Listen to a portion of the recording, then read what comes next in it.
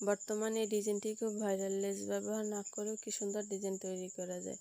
ডিজাইনটি তৈরি করার জন্য টুকরো কাপড় নিয়ে নিব, দুই পাশে 2 ইঞ্চি 2 ইঞ্চি।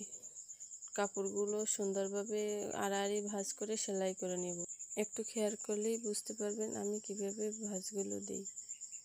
সম্পূর্ণটা এভাবে সেলাই করে নেব।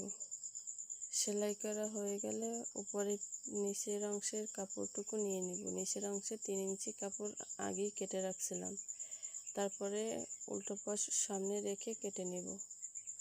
সুন্দরভাবে সেলাই দিয়ে দিব। এবার উপরে চাপ সেলাই দিয়ে দিব। চাপ সেলাইটার কারণ হচ্ছে সুন্দরভাবে ফিক্সড হয়ে বসে থাকবে, ডিজাইনটা টেকসই সুন্দরভাবে হবে। তারপর একটি 1 ইঞ্চি কাপড় নিয়ে নেব লম্বা নিচের ডিজাইনটি করার জন্য। তারপরে উল্টো পাটে মুড়িয়ে সেলাই করে নিব।